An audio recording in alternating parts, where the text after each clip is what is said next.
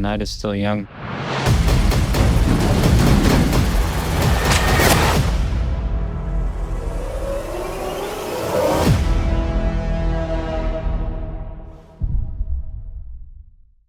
Terrell Royce there, Big Go Bell Media. Josh Cutter, how you doing today? Doing Good. great. How are How are you? you? It's always so awkward. You never know when you're in. uh, well, look, we're here to talk about Cold Wallet. I had the opportunity to watch that, and let's get some questions in. I'll start off with the man himself, the director of this whole thing, Cutter. Uh, question. I thought this was a comedy, man. You got me. You got me. This got dark real quick. I was not expecting this was going to be a family film. I had to relocate to a different setting with some lights. What I'm guessing, like, going upon getting the script and everything like that. What were some of the things that you really wanted to do as far as director to really show like the tonal change in this movie?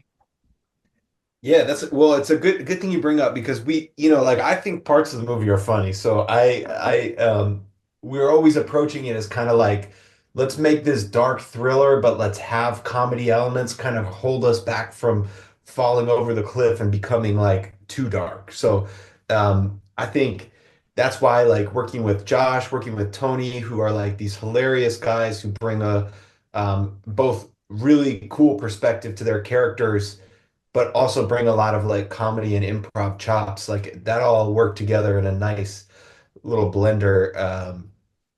And yeah, it was always kind of happening organically, you know? Absolutely, absolutely. Josh, you being one of the stars of this thing, the most supposedly non-threatening character in the movie. Now I can't just not put I'm just not gonna mess with anybody now, especially walking into somebody's house not knowing what they're capable of. What was the mindset of you tapping into your character here? And again, another person where like you just do a complete 360 in the movie and it just completely just blew me away here. What was going through your mind as far as like, getting into the mindset of this character? Totally. First of all, I'm glad the movie kept you guessing and kept you on your Yeah. toes. That's definitely Cutter and our writer John Hybe, I think, did such a great job making this twisty and turny and filled with subverted expectations, which is something that I was excited about from the beginning. In terms of getting into the character, it was just fun. Like I mostly live in the comedy world, like Cutter was saying, and getting to sink my teeth into something that's like a little darker, getting to be a baddie, just super fun. Cutter and I talked a lot about this character being a wolf in sheep's clothing. So, when you first see him, you think he's the victim. You think he's this, meek little nerd who sits at a computer and codes. And then, yeah, things get a little more interesting as you start to see his true colors revealed. And that was something that was, not only super fun to play, but super fun to research.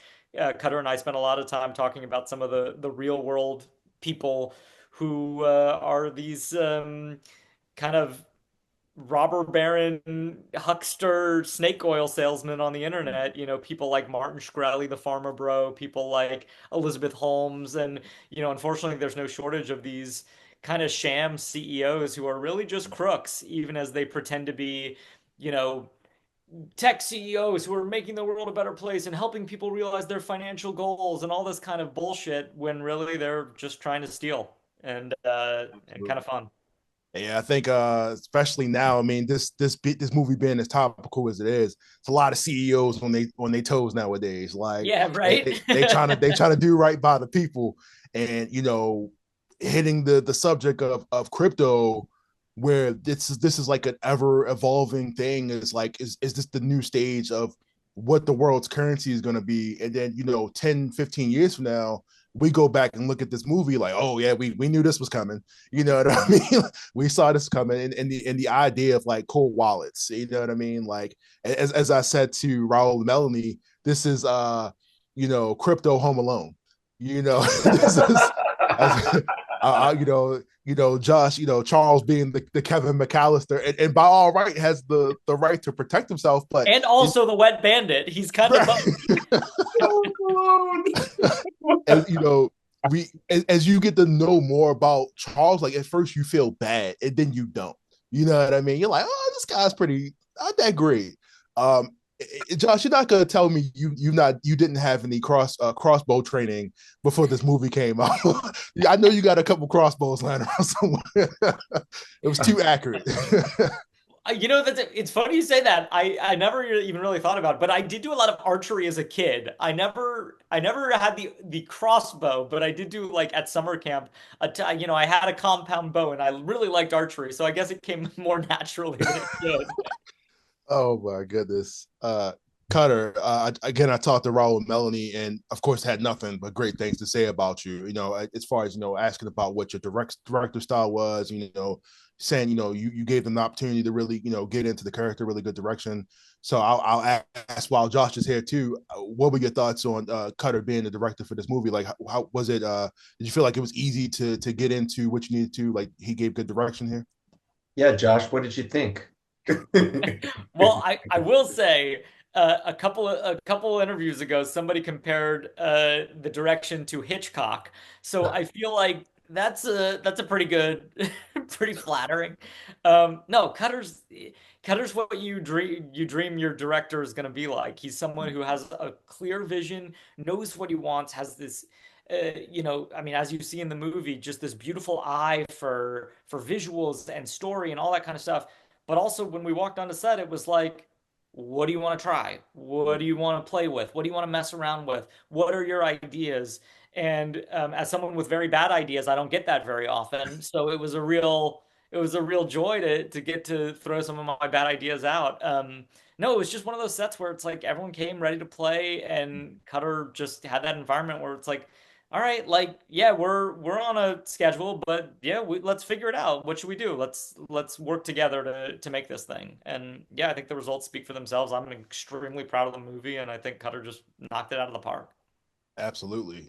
Cutter, I mean, this doesn't feel like an indie movie as people claim that it is. This feels bigger. And obviously, with this getting a theatrical release, a home release, this is definitely something that I would want to show to everybody, a couple times. Cause like I said, just to see if anybody's gonna be able to predict where this goes, because I surely didn't. That definitely threw me off. I'll end with this last question. And I don't know if this was like a matter of like story script or whatever, but did this need to be location like wise in the snow? Yeah, I think so. Like, I think not just because of the possibilities for puns of cold wallets, but um, which do drive me. So it's meaningful. But I would say it was really about finding like a Gilded Age mansion that represented this like period of time in American history where there was just like unregulated wealth, robber baron lifestyle, and the design of those homes represented that. It was like gaudy, it was like showing off and and so I think although the character is sort of like hiding out in this house, it's like poetic and appropriate that they end up finding him in this kind of Gilded Age mansion, which in real life is like is right next to this kind of Rust Belt like factory town, um, where the wealth inequality is just like visually represented right there. And so I think the snow making it feel like it's kind of off on its own and and almost like you're on a big ship somewhere, sailing in the seas like that. All those feelings of creaky wood, all that type of thing. I think helps sort of just create a world that is saying something in terms of the